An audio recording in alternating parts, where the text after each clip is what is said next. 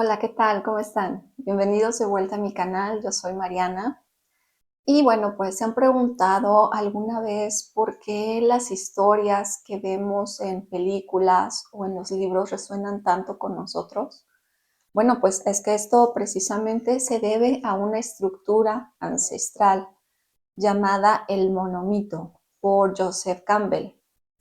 Y bueno, pues esta estructura que es ancestral y universal o arquetípica es también conocida o mejor conocida como el viaje del héroe. Entonces, bueno, en esta presentación les voy a estar hablando sobre las diferentes etapas o cómo se va a ir viviendo este viaje del héroe, cómo es que se va a reflejar en los mitos, en los cuentos, en las leyendas, en todas estas historias, pero no solamente se refleja ahí en los libros, ¿no? Sino que esto a final de cuentas es un espejo de nosotros o de nuestra propia vida. Bueno, antes de entrar de lleno a lo que es el viaje del héroe, quiero explicarles qué es el monomito. El monomito, o mejor conocido precisamente como el viaje del héroe, es un concepto que fue desarrollado por Joseph Campbell en el año de 1949 en su obra El héroe de las mil caras. Para este antropólogo y mitólogo Campbell, el monomito era una estructura universal y una estructura fundamental en todo tipo de relatos, en los cuentos épicos, en los mitos, en cualquier tipo de narración, siempre se encontraba presente. Es algo así como, sí, es justamente una estructura arquetípica, puesto que se va a encontrar en todas las épocas, en todas las culturas, sin excepción. Y bueno, esencialmente este monomito o este viaje del héroe va a tener una estructura básica, una estructura universal. Esta estructura, como ya les decía al principio, está dividida en tres fases o tres etapas o tres momentos. El primero sería la partida, que es algo así como la introducción al relato, por llamarlo de alguna manera. La segunda etapa sería la iniciación, que es el desarrollo propiamente de la historia. Y finalmente sería el regreso, que es el desenlace. En esta estructura básica o este código secreto compartido por todas estas narraciones, va a haber dos tareas especialmente importantes para el héroe. Una de ellas tiene que ver con la separación, es decir, durante este momento el héroe va a tener que dejar el mundo exterior para ir al mundo interior o al mundo de la psique. Es decir, va a dejar el macrocosmos por el microcosmos. Y una vez que está en este mundo interno o este mundo de la psique, él va a tener que enfrentarse a sus propias como causas o dificultades o más bien como sus propios demonios de la infancia, para que entonces él sea capaz de abrirse a la experiencia directa y de alguna manera pueda como asimilar los arquetipos de manera no distorsionada, ¿vale? Porque, bueno, todas estas imágenes en realidad son imágenes de iniciación, o estos arquetipos son imágenes de iniciación que le van a dar la posibilidad de tener una maduración de la psique. Y bueno, pues la segunda tarea que tendría que llevar a cabo el héroe es precisamente el regreso. Pero en el regreso él ya tendría que volver transfigurado.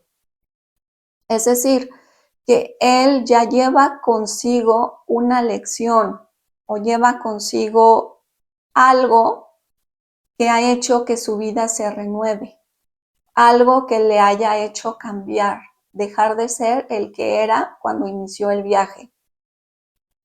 porque, bueno, de aquí, de alguna manera el héroe aquí ya ha pasado por una muerte y también ha tenido un renacimiento. Entonces se ha convertido del hombre contemporáneo a un hombre eterno, un hombre perfeccionado, por llamarlo así. Hay que entender que el monomito no solamente es una herramienta narrativa, sino que también nos va a reflejar dos cosas muy importantes. Por un lado, va a reflejar la sabiduría universal, es decir, va a sugerir que hay como una verdad, una sabiduría o un saber que está siendo compartido por la experiencia humana. Esto va muy enfocado a lo que Jung llamaría el inconsciente colectivo, en donde todos, toda la humanidad, estamos compartiendo ciertos patrones o arquetipos que están de alguna manera presentes sin importar la época, sin importar la cultura, siempre se mantienen. Y por otro lado, también es un modelo psicológico, puesto que nos está narrando un viaje de maduración, nos está hablando precisamente de una evolución interior que va a ir presentando el héroe en el transcurso del camino o en el transcurso del viaje, y que le va a dar como el objetivo de esto es alcanzar una mayor conciencia individual. Es decir, va a haber una superación o una muerte del ego que va a permitir el que exista una autorrealización. Y es que precisamente la función principal de la mitología o del rito tiene que ver con este lenguaje simbólico. Y este lenguaje simbólico va a ir permitiendo que la psique pueda ir avanzando, ¿no? A final de cuentas, todas estas imágenes que se presentan en estos mitos o en estas narraciones nos está hablando de imágenes que permiten que haya una iniciación y que estas imágenes van a tener el propósito de que se lleve a cabo esta evolución de la psique. Entonces, el monomito va a ser un modelo básico y circular que se va a ir presentando en toda la aventura épica. Y bueno, pues a final de cuentas, aquí de lo que va a estar tratando es de historias de transformación. Y estas historias de transformación se van a ir llevando a cabo a lo largo de toda la historia de la humanidad. Voy a empezar explicándoles ya lo que sería la primera fase del viaje del héroe, que es la partida. Esta partida va a iniciar con la llamada. La llamada puede suceder en cualquier momento de la vida del héroe y básicamente está relacionada con una iniciación espiritual. Cuando esta iniciación espiritual haya completado su ciclo, entonces el héroe habría pasado por una muerte y un nacimiento. En cada llamada siempre va a existir un heraldo o un anunciador. Este heraldo muchas veces suele tomar diferentes formas en las historias o en los cuentos. Muchas veces puede verse como una figura oscura, como un animal, como una figura velada. Por ejemplo, en el caso de Alicia en el País de las Maravillas, este heraldo se representa con un conejo, ¿no? Si recuerdan el cuento, Alicia vio en el jardín que había un conejo blanco y le llamó la atención que el conejo pues llevaba un reloj y bueno, llevaba cosas que normalmente no tendría un animal, y fue que comenzó a seguirlo hasta que cae en el agujero, ¿no? Que ahí es cuando prácticamente es un portal, algo así, el agujero. Bueno, precisamente este conejo está siendo este heraldo de la llamada, o este ser que le está anunciando que hay una llamada o que ella tiene una llamada a una iniciación espiritual. Bueno, este anunciador o este heraldo también puede manifestarse en los sueños. Y bueno, esta manifestación se va a llevar a cabo cuando la psique, digamos que ya se encuentra lista para dar el siguiente paso en su maduración.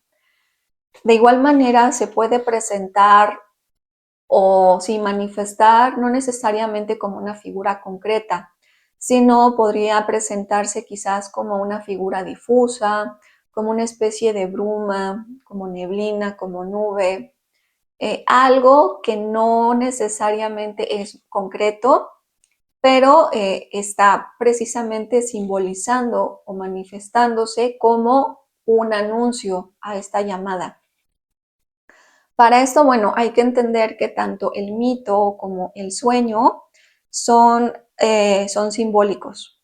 La diferencia es que el sueño es el mito personalizado, o sea, allí concretamente están los problemas o las situaciones del soñante, en tanto que el mito sería el sueño despersonalizado, es decir, que este va a implicar todos los problemas y todas las soluciones que tienen validez para toda la humanidad. Ahora, ¿qué pasa si el héroe decide ignorar esta llamada? Bueno, pues lo que va a ir sucediendo es que se van a ir presentando una serie de señales. Estas señales cada vez van a ser más frecuentes o cada vez van a ser más directas, por decirlo así. O sea, van a ir adquiriendo mayor fuerza hasta que el héroe decida hasta que el héroe decida escuchar o decida tomar en serio esa llamada, es decir, dejar de hacer caso omiso a ella. Para esto hay diferentes formas de recibir la llamada. Aquí primero pues sería que el héroe, por su propia voluntad, pues escucha el llamado y va, ¿no? Empieza el camino, empieza el viaje y ya es todo. La segunda forma de recibir la llamada es a través de un agente benigno o maligno. Este agente muchas veces puede enviarlo lejos de su tierra, ¿no? Pienso por ejemplo, en El Señor de los Anillos.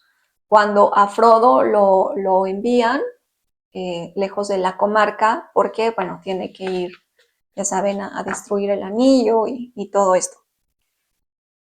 Ahora, también la aventura puede iniciar con alguna metida de pata, es decir, algo hizo incorrecto el héroe en primera instancia y entonces ese error ya le lleva a, pues va a tener que empezar el viaje porque pues ya te equivocaste y ya no tienes de otra, ¿no? Esa sería otra manera. Y bueno, pues también otra manera que puede presentarse o recibir esta llamada es en donde quizás el héroe transita todos los días por cierto camino, ¿no? Vamos a pensar el bosque. Pero de repente hay algo que lo distrae o algo que le llama la atención y entonces en lugar de seguir el camino que normalmente seguiría cada día, pues se va por otro sendero.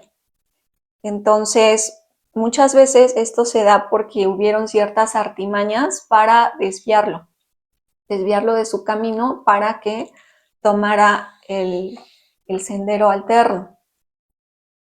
Bueno, estas son diferentes formas que utilizan los relatos para denotar cómo se da este momento, ¿no? Cómo se da esta llamada.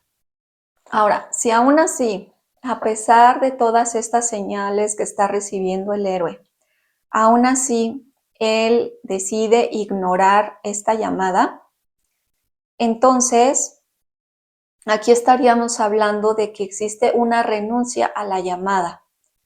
Esto nos va a indicar que el héroe está más interesado en obtener un beneficio personal o un beneficio propio. Es decir, él está más enfocado como en sus metas, en sus objetivos. O sea, él prácticamente quiere hacer su voluntad, ¿no? Él no se somete a la voluntad de Dios porque él ya decidió qué va a hacer con su vida. Entonces, bueno, pues aquí lo que va a suceder es que tarde o temprano este sistema de creencias que tiene el héroe lo van a llevar como a colapsar.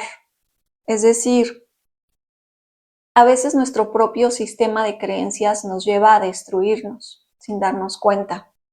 Aquí el héroe está enfocado en sus propios objetivos, en alcanzar sus metas, que simplemente es ego lo que hay allí. Esto, por ejemplo, en psicoanálisis, esta renuncia a la llamada nos estaría hablando de una incapacidad de poder anular este ego infantil.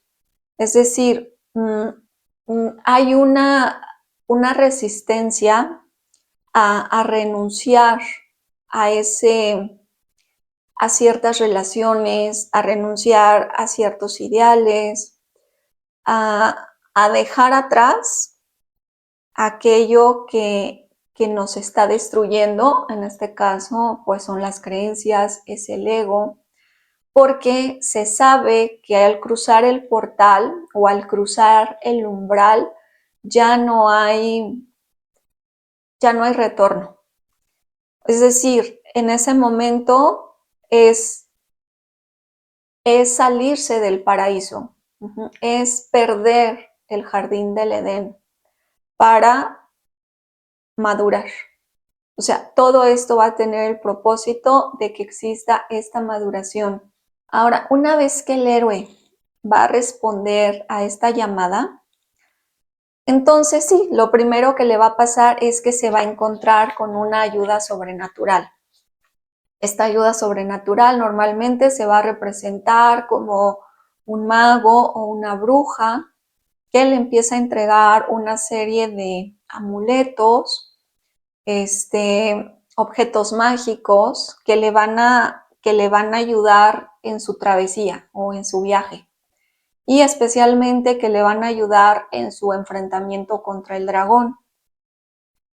Igual, por ejemplo, en el transcurso del viaje, a lo mejor le va a ir dando consejos, le va a ir diciendo qué hacer. Estas figuras van a estar representando un poder benigno y protector.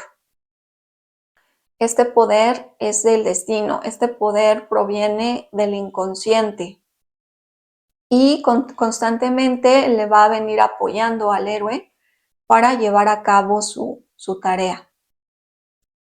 Pero también estas figuras van a tener un aspecto ambivalente porque por un lado son benignas, pero por otro lado va a ser aquella que lo va a poner a prueba.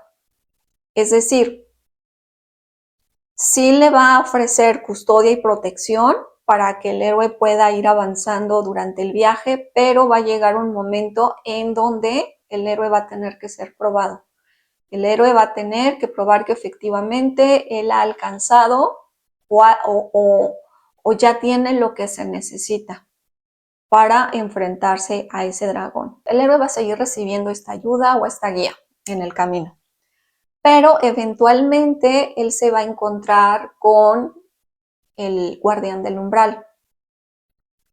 Este guardián del umbral o este guardián del portal, por decirlo de otra manera, es precisamente una región de poder multiplicado. Se halla en los confines del mundo.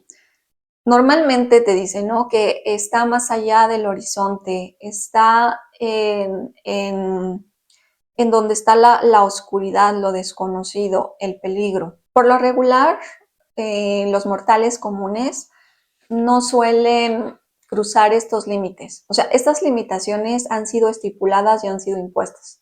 Entonces, normalmente se quedan en esta área conocida y no van a cruzar. Y bueno, también la cuestión aquí es que se empiezan a fomentar una serie de creencias o ideas relacionadas a estas zonas que están como fuera del límite y en donde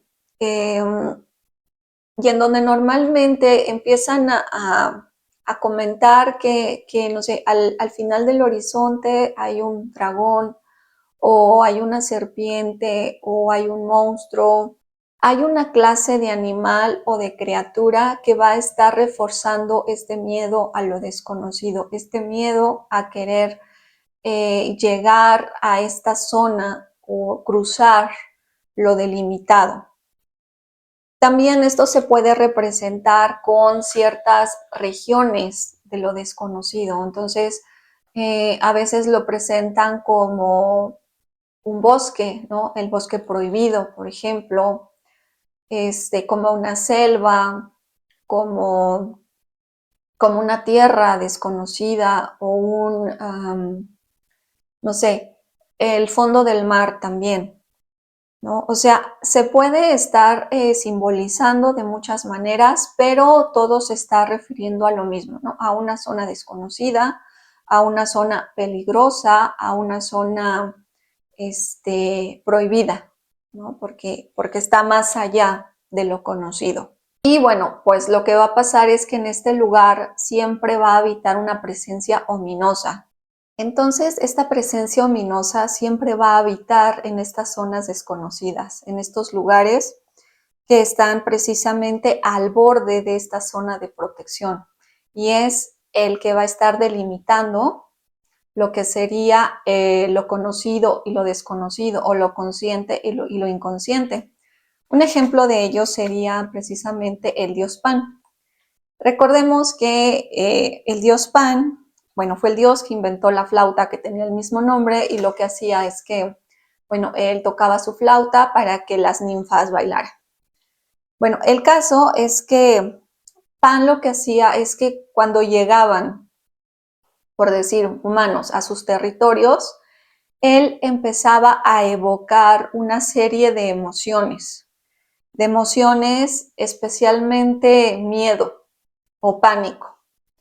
Entonces, lo que sucedía es que estos humanos que se adentraban en este bosque o en este territorio que le pertenecía a él, pues cualquier sonido que de pronto escucharan, no sé, por decir que se cayera una hoja o que se partiera una ramita, cualquier cosa, los hacía correr despavoridos, ¿sí? Entonces, esta era la manera en la que Pan protegía esta área, este territorio de lo desconocido, ¿no? Su propio territorio. Pero bueno, también Pan otorgaba un regalo, o sea, él también daba la sabiduría, que era la sabiduría del ónfalo o del ombligo del mundo, porque, bueno, pues al cruzar el umbral era el primer paso hacia la sabiduría universal o hacia esta zona sagrada de la fuente. Entonces, aquí el propósito en sí del guardián es proteger o resguardar esta zona sagrada.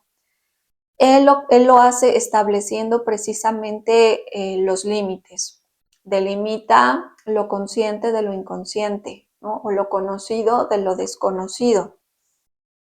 Y entonces aquí al individuo le va a ser permitido pasar siempre y cuando, pasar a una nueva zona de experiencia, siempre y cuando él pueda atravesar estos límites, ya sea vivo o muerto.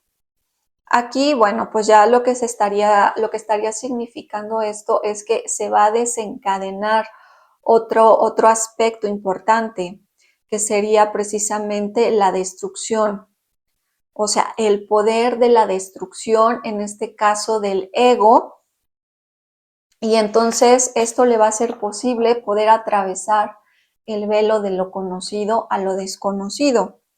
Entonces, bueno, también se va a abrir paso a los muros del mundo formado por lo que llamarían la coincidencia oppositorum, que es la coincidencia de los opuestos, para que él pueda continuar con su camino. Entonces, este umbral es entendido como una forma de autodestrucción, es decir, el héroe va a tener que morir para después renacer, ¿vale? Esto se va a simbolizar de diferentes maneras. La imagen más usual puede ser la imagen del vientre de una ballena, en donde en realidad aquí lo que va a suceder es que va a haber un tránsito hacia el mundo mágico. Es un umbral en realidad. En este umbral no se busca que el héroe pueda como gobernar este poder o pueda reconciliarse con él. Simplemente es como una etapa de tránsito entre un mundo y otro, ¿sale? El mundo humano por el mundo divino. El umbral va a ser entendido como una forma de autodestrucción, es decir, que el héroe aquí va a tener que entrar para morir y luego renacer. O sea, aquí la idea es que el héroe no va a conquistar el poder del umbral, ni tampoco se va a reconciliar con él.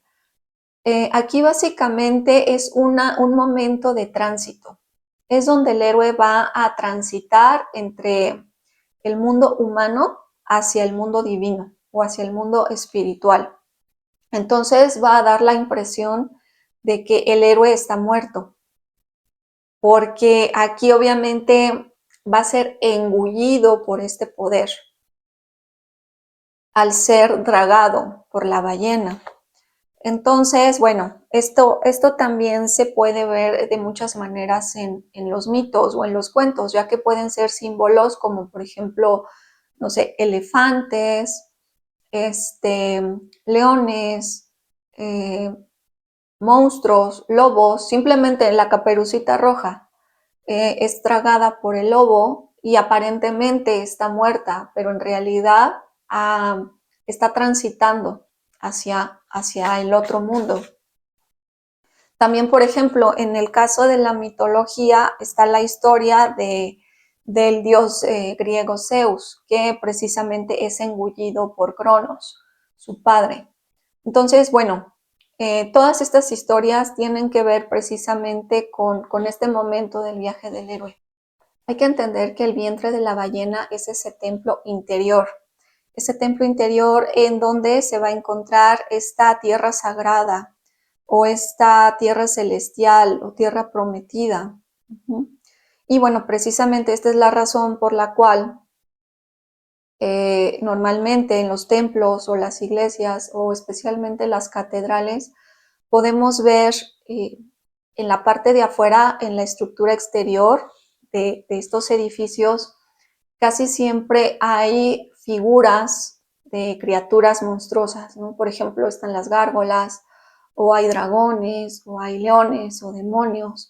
O sea, todas estas imágenes son representaciones de estos guardianes del umbral, porque ellos están resguardando precisamente esta zona sagrada o esta sabiduría que está contenida dentro del templo. Y bueno, pues justamente la entrada del templo y la inmersión del héroe en las fases de la ballena están representando lo mismo.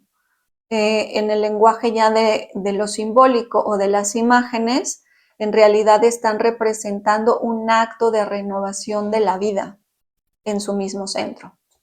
Bueno, entonces aquí ya estaríamos entrando a lo que es como este segundo momento en el viaje del héroe, que es la iniciación. Una vez que el héroe ya logró cruzar el umbral, ahora él va a tener que sobrevivir a una serie de pruebas o una serie de obstáculos que se le van a ir poniendo a lo largo del camino. Aquí ya estaríamos entrando a lo que se denomina la noche oscura del alma. Esta segunda etapa normalmente va a estar representada en los cuentos, en los mitos, en todas estas historias como un descenso al inframundo. Es decir, en este descenso del inframundo va a tener que haber una disolución, una trascendencia o una transmutación de todas esas imágenes infantiles y todo el pasado personal que viene arrastrando el héroe. El héroe durante este momento va a tener que someterse a una especie de purgación y de renuncia. Va a ser como una purificación de sí mismo también. Y es que, bueno, también lo cierto es que es necesario tener que cruzar el desierto. O sea, no puedes alcanzar el cielo o el paraíso o la tierra prometida si antes no atraviesas el desierto. Entonces, precisamente para que se pueda dar todo este poder de transformación interno, él va a tener que descender al mundo de los muertos, a este inframundo. Durante esta etapa, el héroe va a tener que llevar a cabo dos acciones o dos tareas. Una de ellas es que precisamente va a descubrir o asimilar a su opuesto, es decir, la sombra, o esa parte de sí mismo que él desconoce o que él no es consciente de su existencia.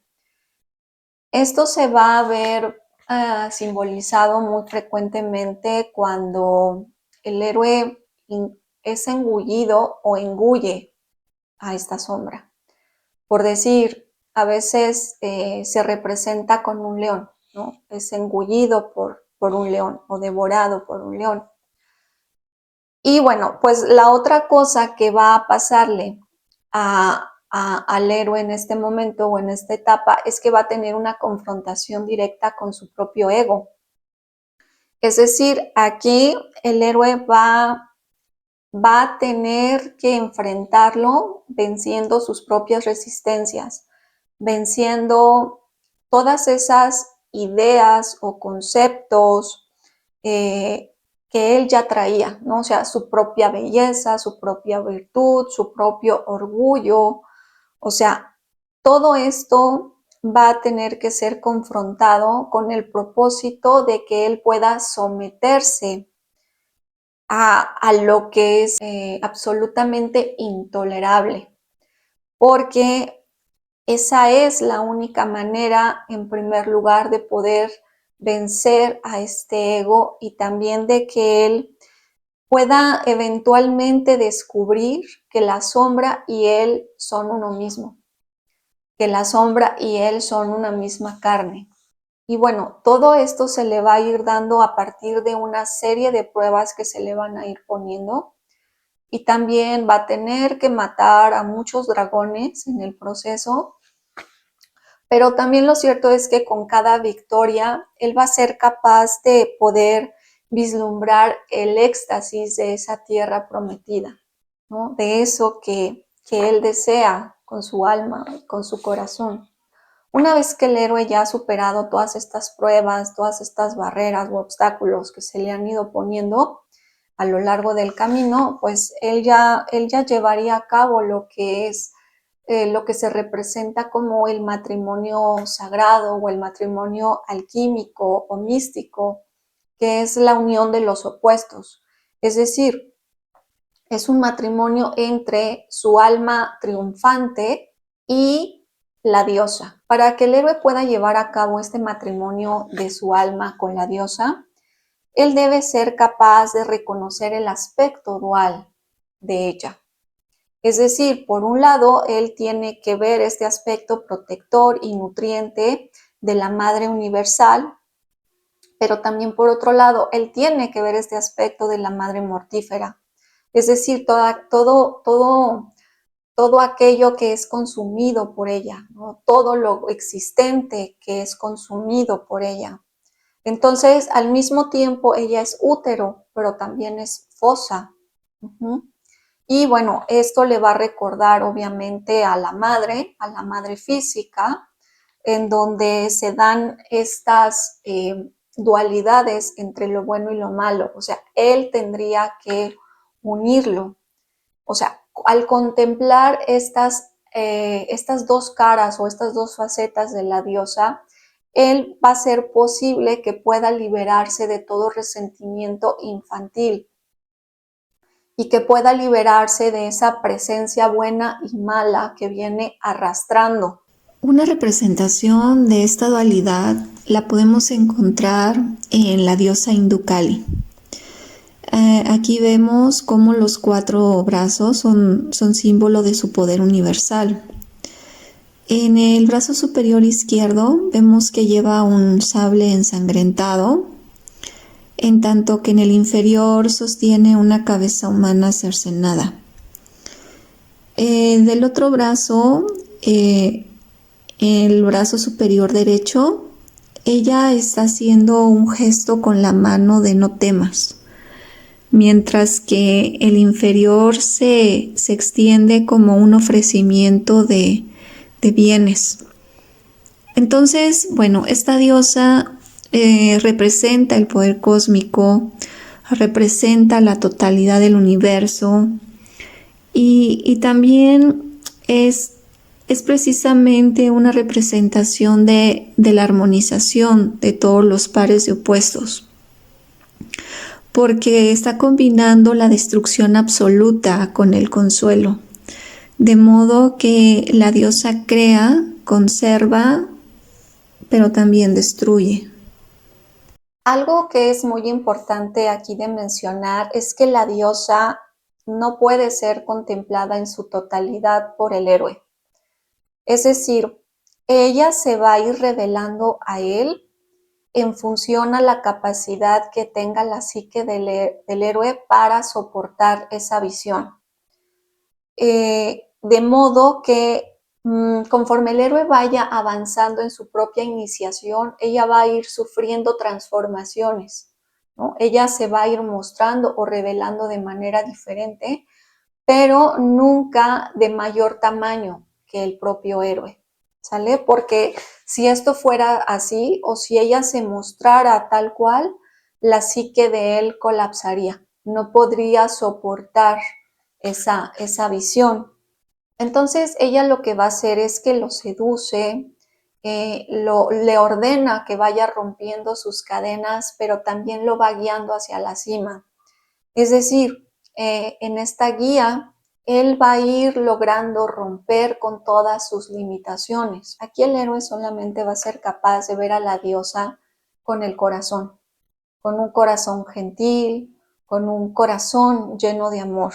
Y bueno, pues porque a final de cuentas es lo que ella requiere afecto, requiere cariño, requiere confianza, y solamente así es que él va a poder convertirse en el rey de su mundo creado, va a poder encarnar al Dios, ¿sí?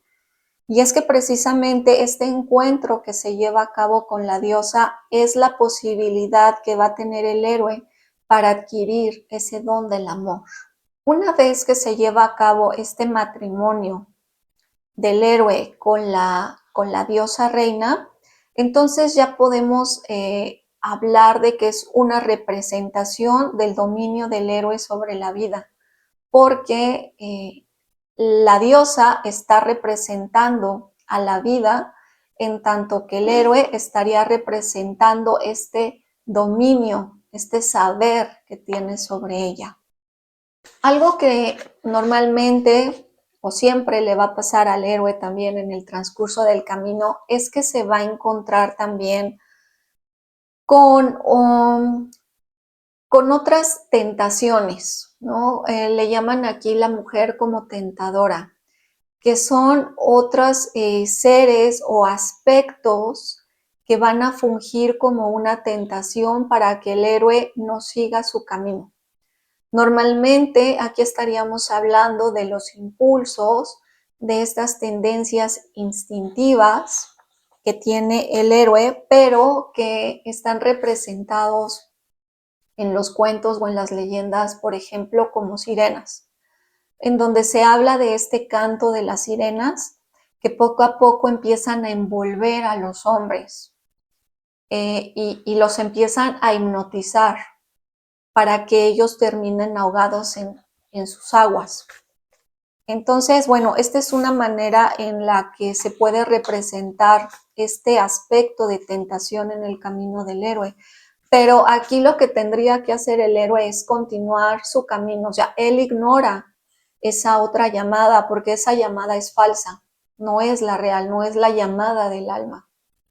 Entonces, él tendría que ignorarlas y seguir su camino, seguir adelante. Y bueno, pues normalmente también estas representaciones se van a ver simbolizadas de otras maneras, ¿no? Normalmente como mujeres muy voluptuosas, ¿no? Hombres también muy voluptuosos, en el caso de que sea heroína. También se va a representar, por ejemplo, pues sí, casi siempre son figuras femeninas que muestran atractivos irresistibles para el héroe. Normalmente así es como, como se pondrían estas pruebas para el ego, que a final de cuentas pues simplemente son una ilusión. Uno de los momentos más cruciales que se dan en la fase de iniciación del viaje del héroe es la que es llamada la reconciliación con el Padre. Cuando hablamos de esta reconciliación con el Padre, no necesariamente nos estamos refiriendo a una confrontación con el Padre biológico, sino que aquí más bien es un encuentro con el Padre simbólico. Para poder entender bien qué es este Padre simbólico, básicamente habría que entender que es esa figura paterna que va a representar el poder último, que va a representar el juicio, que va a representar la autoridad. Él también va a representar todo este orden que existe, todas estas reglas que de alguna manera el héroe tuvo que abandonar para adentrarse en su viaje. Y también normalmente va a representar todo aquello que el héroe teme, que el héroe rechaza y que es necesario que el héroe logre trascender para que pueda independizarse y madurar. Para que el héroe pueda tener esta confrontación con el Padre simbólico, el héroe va a tener que trascender todas esas limitaciones que él tuvo en la infancia. Es decir, aquellas cosas que eran el bien o que eran el mal, lo va a tener que trascender. A final de cuentas, esta va a ser una prueba que le va a hacer alcanzar la madurez. Una vez que se lleva a cabo esta confrontación, se tendría que desarrollar una reconciliación con el Padre simbólico. Es decir, una reconciliación significa ser uno con el Padre. Y entonces el héroe aquí ya tendría que tener una comprensión absoluta de lo que es esta figura. Para entonces el héroe ya tendría que ver más allá de su ego. Ya tendría que haber entendido que el Padre no es un enemigo externo.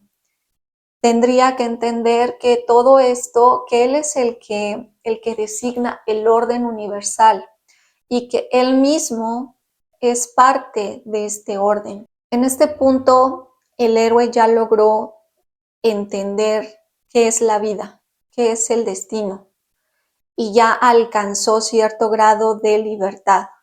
O sea, por eso es que esta etapa es tan importante en el viaje del héroe, porque precisamente aquí es donde él va a ser capaz de aceptar este poder, de aceptar esta autoridad, de aceptar también las contradicciones de la vida, es decir, la vida, la muerte, el bien, el mal, la luz, la oscuridad, o sea, todas estas dualidades que en realidad están simbolizando el Padre.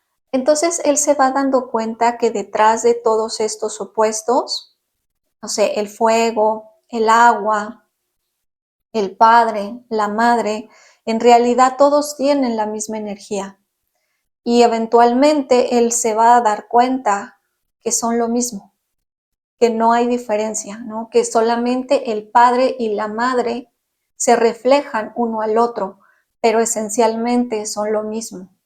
Una vez que el héroe ya logró integrar todas estas dualidades, porque bueno, ya se dio esta reconciliación con el Padre, entonces él mismo se acaba convirtiendo en su Padre. Es decir, él ya es un adulto y también se convierte en una figura de iniciación para otros. Bueno, ya una vez que se dieron estas grandes pruebas, estas crisis por las que ya tuvo que pasar el héroe, entonces llega el momento de la apoteosis. Esta apoteosis significa literalmente convertirse en Dios o en una deificación. Para este momento, el héroe ya logró tres cosas principales. Por un lado, ya logró superar lo que es la muerte y la vida de esta gran prueba que tuvo recién con la reconciliación del Padre. Él para entonces también ya logró sacrificar algo importante de sí mismo. Es decir, él ya tuvo que perder algo, él ya tuvo, por ejemplo, pudo haber perdido su identidad, pudo haber perdido ciertas creencias, ciertas ideas, conceptos que él tenía. Pudo haber perdido también a su mentor. O sea, él ya tuvo alguna pérdida. Ahora, por otro lado, también él ya alcanzó un estado superior de conciencia. Es decir, él ya tiene cierto grado de iluminación, ¿no? Porque él ya tuvo que atravesar por una muerte y una resurrección. Entonces, él ya es una nueva persona, él ya es diferente, ¿sí? Él ya sabe cuál es la verdadera naturaleza de la realidad, puesto que ya tuvo que vivir estos procesos. Entonces, para este momento, él ya alcanzó una paz, una calma profunda, puesto que él ya dejó de temerle a la muerte. Él, él ya puede experimentar la existencia eterna de una manera distinta. Él ya no tiene como las restricciones o las limitaciones con las que inició el viaje. Él ya logró trascender todas estas cosas, ¿no? Y ya es capaz de aceptar su propio destino. Él ya es capaz de convertirse en un Dios, ¿sí? Porque él ya tiene una comprensión divina, una, una comprensión de lo que es real, de lo verdadero y sobre todo una comprensión de cuál es su lugar en el universo o en el cosmos. Una vez que ya se llevó a cabo toda esta transformación interna del héroe, es decir, que él ya tuvo una muerte simbólica y que además él ya pudo renacer o pudo resucitar, ¿no? Ya está en este estado de iluminación o de maestría.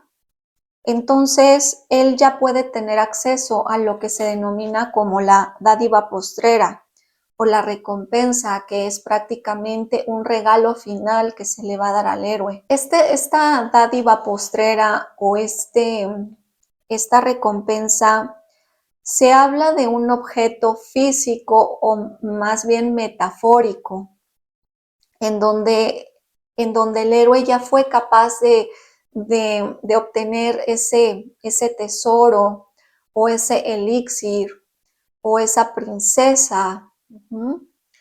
Es decir, es ese objeto mágico, es ese conocimiento o sabiduría adquirida, es el fuego de los dioses, ¿sí?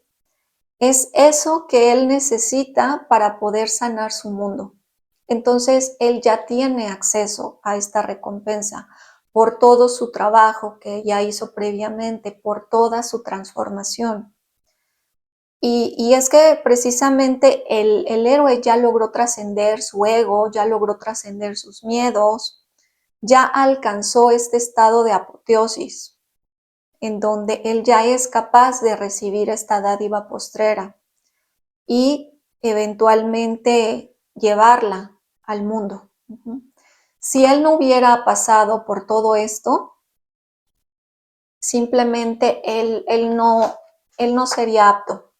O sea, en primer lugar, no podría obtener este regalo porque no sería digno y tampoco sabría cómo utilizarlo, porque no tendría la sabiduría suficiente, el conocimiento suficiente para saber usar este objeto o este don o este regalo sin dañarse incluso a sí mismo, ¿no? El ejemplo muy claro que se ve de estos procesos en los cuentos de hadas, por ejemplo, o en estos cuentos o narraciones épicas, es precisamente cuando se da este enfrentamiento del héroe contra el dragón.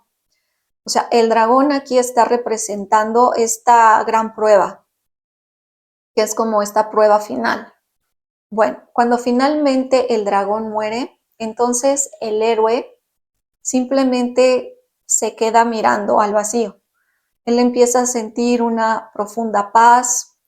Él comprende que ahora el miedo ya no le domina, que ahora el miedo ya no lo controla, porque él ya alcanzó un estado de apoteosis.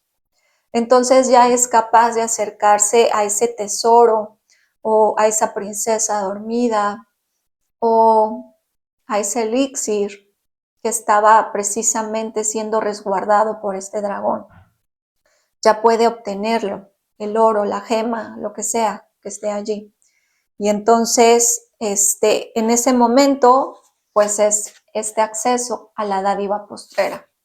Entonces, tanto la apoteosis como la dádiva postrera son precisamente el punto cumbre, ¿no? El punto culminante de la iniciación del viaje del héroe para que él ya inicie la fase de retorno o de regreso. Entonces, bueno, pues ya iniciamos ya la tercera fase o la tercera etapa del regreso, que bueno, aquí ya cuando el héroe ya salió victorioso, él ya regresa de su aventura con este trofeo o con este regalo que le fue dado y que ha transformado su vida. Una de las reglas del monomito es que precisamente el héroe ahora emprenda este camino de vuelta y que ahora él sea capaz de traer estas runas de sabiduría, este elixir mágico, este vellocino de oro al mundo, a su comunidad, de manera de que este don pueda ayudar precisamente a renovar el mundo humano, a renovar su comunidad, a renovar la sociedad, a renovar el mundo.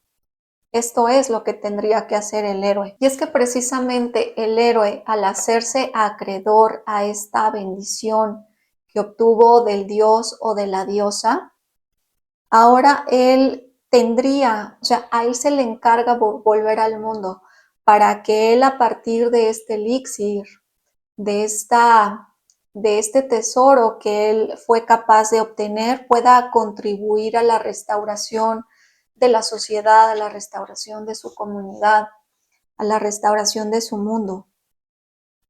De manera de que, bueno, aquí lo que empieza a pasar es que todos estos poderes sobrenaturales también le van a empezar a ayudar para que él pueda regresar. Muchas veces en los mitos o en los cuentos, este momento de esta parte final del viaje del héroe se puede representar precisamente cuando el héroe ya tiene este trofeo.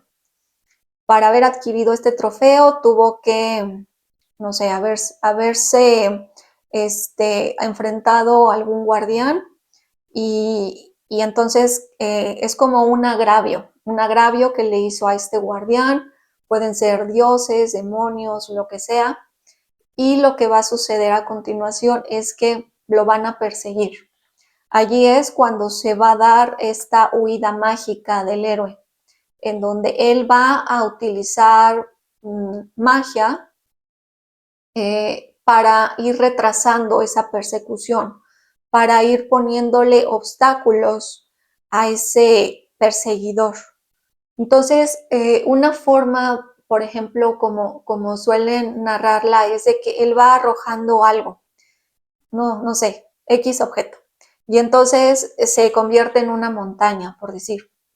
Y esto lo que va haciendo es que va retrasando al que lo está persiguiendo, ¿no? O sea, La idea es retardar esta persecución para que a él le dé tiempo de volver o de escapar, más bien, ¿no? Por eso le llaman la huida mágica. Ahora también otra cosa que puede pasarle al héroe, o sea, a veces va a necesitar de una ayuda externa para que él pueda volver de su aventura. Y a veces esta ayuda externa va a venir propiamente del mundo. O sea, el mundo literalmente lo va a sacar de allí, lo va a rescatar.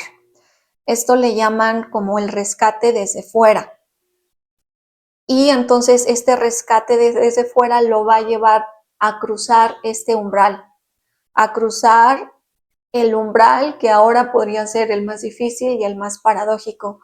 Así como él al inicio cruzó el umbral del vientre de la ballena para poder transitar al mundo divino, ahora él tiene que transitar de nuevo un umbral que lo va a sacar al mundo real o al mundo humano. Entonces, allí es cuando precisamente el héroe va a dejar este mundo místico atrás para volver a recuperar lo que era su vida antes de todo este viaje. Sí, pero aquí la cuestión es que se vuelve paradójico puesto que él ya no llega solo, o sea, él llega con este regalo que obtuvo, con este don, con esta recompensa. Y aquí lo que va a pasarle es que muchas veces se va a tener que enfrentar al rechazo de todos estos seres humanos que aunque se creen completos están fragmentados, porque ellos no han adquirido ese saber o esa sabiduría con la cual ya llega el héroe. Entonces, precisamente este regalo que él tiene hace añicos al ego. Y estas personas que están en el mundo humano a veces no están dispuestos a precisamente, no están dispuestos a que esta herramienta o este regalo que carga el héroe pueda ser aceptado por ellos. A final de cuentas, no solamente tiene el propósito de destruir el ego, sino que también tiene el objetivo de redimir la vida.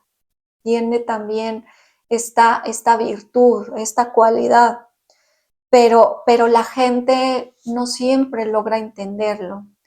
Muchas veces lo van a atacar, ¿no? Lo van a cuestionar, ¿no? Por sus dudas, por sus propios resentimientos, porque a final de cuentas ellos no comprenden, ellos no entienden nada, porque este viaje es individual y aquí solamente el que logra comprender o entender y renacer es el héroe propiamente, no los demás.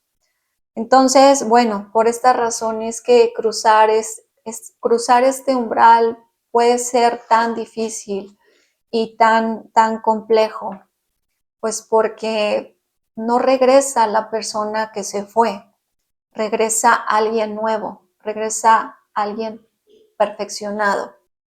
Estos dos reinos o estos dos mundos, tanto el humano como el divino, en realidad son uno solo.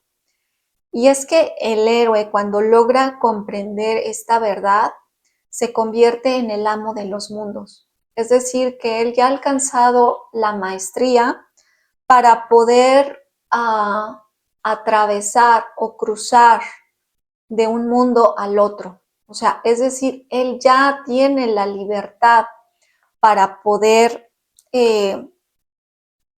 moverse entre ambos mundos, que sería el mundo físico, que es el de la apariencia temporal, y también el de las causas profundas, que sería el mundo espiritual.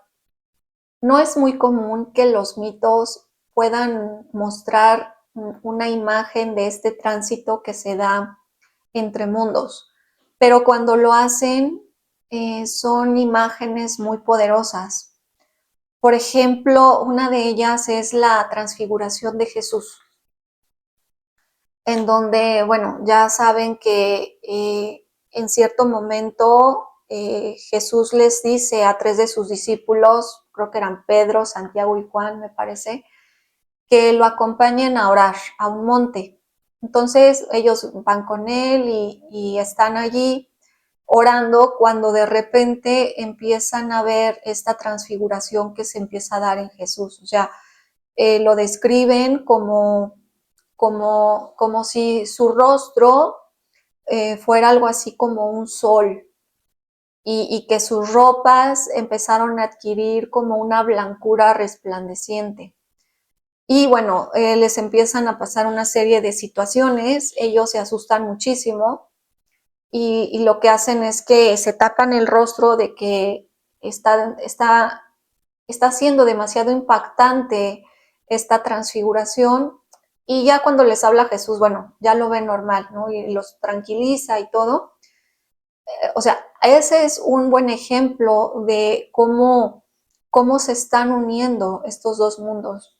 Otro ejemplo podría ser también en el Bhagavad Gita, en donde explican que Krishna se le presenta a Arjuna en esta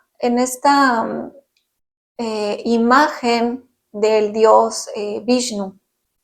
El dios Vishnu es el señor del universo, entonces propiamente se le revela como el universo mismo.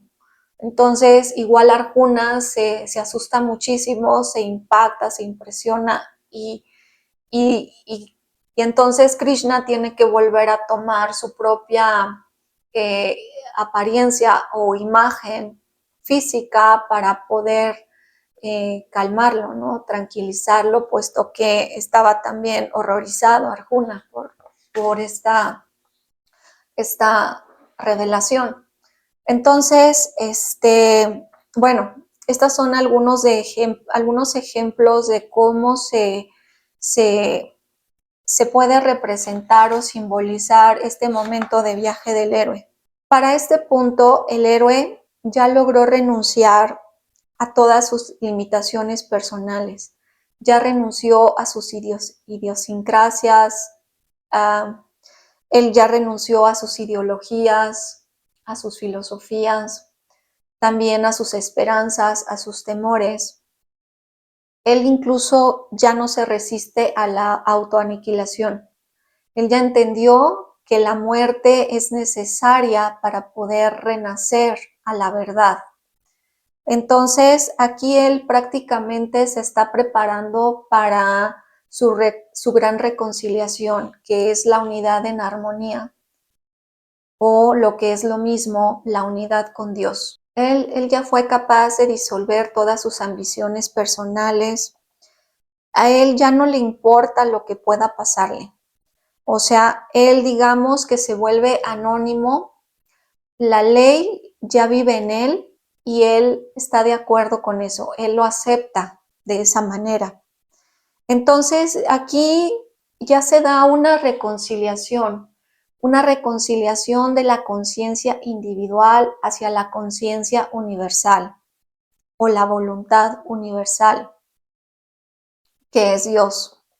Entonces, bueno, pues ya él dejó de preocuparse por los resultados de sus acciones, él simplemente todos sus actos los va dedicando al Dios viviente como una ofrenda que le da día con día, y él ya no espera nada a cambio. O sea, él simplemente él se consagra a Dios y se libera. Él ya no tiene ataduras, él es sereno, él está en paz, él está libre de sus acciones y a final de cuentas es feliz. Es feliz porque sabe que él está en la presencia de Dios, así como Dios está en él. Y bueno, finalmente, ya para concluir, pues ya hemos transitado a lo largo de estas 17 etapas del monomito. Ya pasamos desde la llamada a la aventura, que es precisamente este momento en que se sacude nuestro mundo. Pasamos por esta iniciación, que es el enfrentamiento de nuestra sombra, y finalmente el regreso con el elixir, que es el que va a ayudarnos a transformar nuestra comunidad. Y pues ya vimos que en realidad este patrón universal nos está revelando un secreto profundo. O sea, esto va más allá de una narración o relatos de historias, de leyendas. Aquí básicamente se trata de un proceso de transformación interno, un proceso de transformación que es inherente al ser humano y que nos ha acompañado desde todos los tiempos y lo seguirá haciendo, porque a final de cuentas el viaje del héroe en esencia es un mapa de la psique, es un mapa que nos da luz en el camino, precisamente y con mayor razón cuando estamos atravesando la noche oscura del alma, el saber que no nos quedamos allí, el saber que al final del túnel hay luz y que vamos a lograr alcanzar esa luz. Y bueno, pues ya la conclusión más importante de toda esta presentación es que esto no solamente se ve en las pantallas o en los libros, o sea, esto se ve en nuestra propia vida, porque hay que entender que el viaje del héroe o el monomito es un mapa de la psique humana. Entonces tú cada vez que decides salirte de una zona de confort, de tu zona de confort, estás emprendiendo este viaje. Y entonces te vas a encontrar con estos mentores y vas a luchar y vas a lo mejor a fracasar y luego te vas a levantar. Porque todo esto, a final de cuentas, todas estas pruebas que se te van a ir presentando son para tu crecimiento, para tu evolución y son necesarias. Es necesario que todo el mundo emprenda este viaje del héroe. Y todos lo estamos haciendo, ¿no? Estamos en diferentes momentos, en diferentes etapas, pero lo estamos haciendo. Y todo esto es para que vayamos superando nuestros miedos, para que vayamos alcanzando una mayor madurez. Recuerda que a final de cuentas, tú eres el héroe de tu propia historia y eres tú quien la está escribiendo día a día. Y bueno, pues esto sería todo para mi presentación el día de hoy. Muchas gracias por ver el video y como siempre les mando un fuerte abrazo donde quiera que estén. Luz y amor para todos. Bye.